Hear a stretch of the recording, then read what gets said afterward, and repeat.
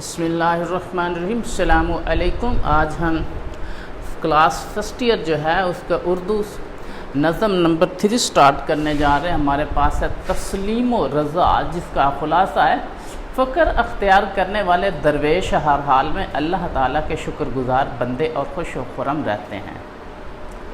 افلاس و عمارت، بدحالی و آسائش، شہرت و گمنامی، خوشی و غمی، بلکہ یہ لوگ تو موت و حیات دونوں حالتوں میں بھی اللہ کی مرضی اور اس کی رضا پر قانے رہتے ہیں۔ بالحقیقت یہی لوگ کامل و اکمل مرد کہلانے کے حقدار ہیں۔ خدا سے شکوہ کرنے والے ان لوگوں سے کم تر ہوتے ہیں، یہی لوگ ولی کہلانے کے لائق ہیں۔ لیکن ایسے لوگ دنیا میں کم دستیاب ہیں۔ انسان ہوتے ہوئے انسانی تقاضوں کے باوصف شاد باد رہنے والے یہ لوگ فرشتوں کے لقب کے حقدار ہیں، جو کہ ہر حال میں اللہ کی رضا پر شاکر و راضی رہتے ہیں۔ یہاں پر اس نظم سے ایک بند لیا گیا ہے گر یار کی مرضی ہوئی، سر جوڑ کے بیٹھے، گھر بار چھڑایا تو وہیں چھوڑ کے بیٹھے، موڑا انہیں جدھر وہیں منہ موڑ کے بیٹھے، گدڑی جو سلائی تو وہیں اوڑھ کے بیٹھے، اور شال اوڑھائی تو اسی شال میں خوش ہیں۔ پورے ہیں وہی مرد جو ہر حال میں خوش ہیں۔ اس کے شاعر جو ہے وہ شاعر نذیر اکبر آبادی ہے، تسلیم و رضا کی، اور اس کی تشریح میں آپ کے سامنے کچھ اس طرح پیش کرتا ہوں۔ شاعر نے اہل فقر لوگوں کی مزید کئی خوبیاں بیان کی ہیں، اور یہاں شاعر نے لفظ یار عام جو ہے عام معنوں کے بجائے خاص مفہوم میں استعمال کیا ہے۔ یار لفظ جو ہے ایک خاص مفہوم میں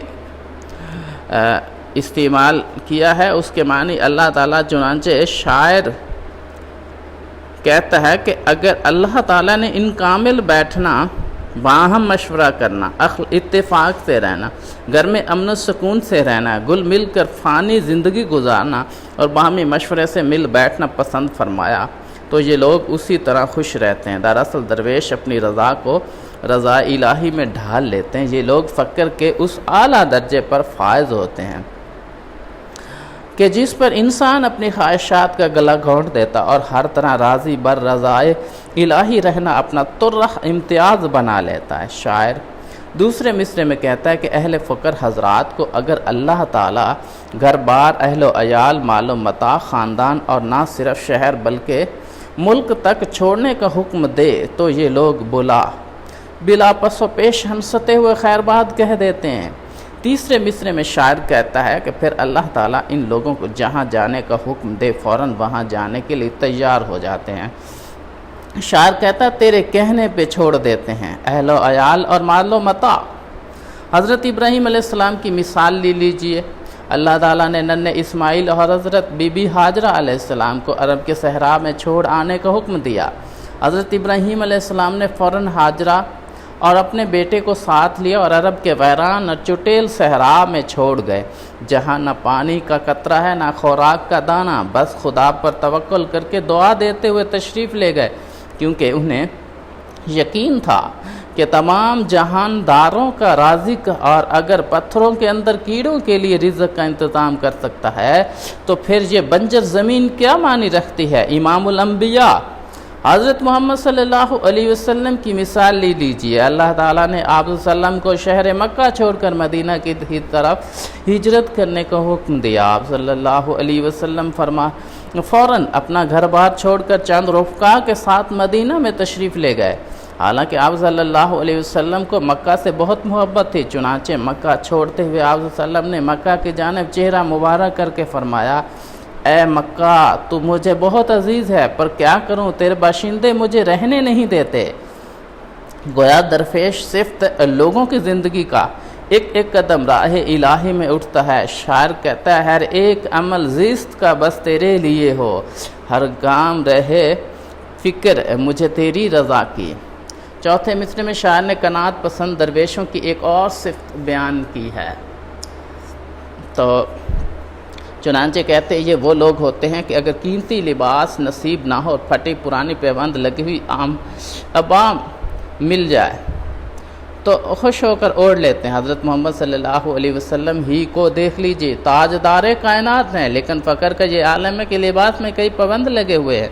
حضرت عمر ہی کو دیکھ لیجئے، حضور صلی اللہ علیہ وسلم کے جانشین، 1036 شہر ان کے دور میں فتح ہوئے، 1036، 22 لاکھ مربع میل کے حاکم ہیں، لیکن عالم درویش میں اس قدر کامل ہیں کہ لباس میں پیوند لگے ہوئے کیسرا کسرا کے محلات کی در و دیواروں پر لرزہ طاری کر دینے والے اس عظیم منتظم کے لباس اور عالم مساوات کو دیکھ کر یروشلم کا گورنر حیرت زدہ رہ گیا اور فقر کے رعب کی وجہ سے تھر تھرا اٹھا۔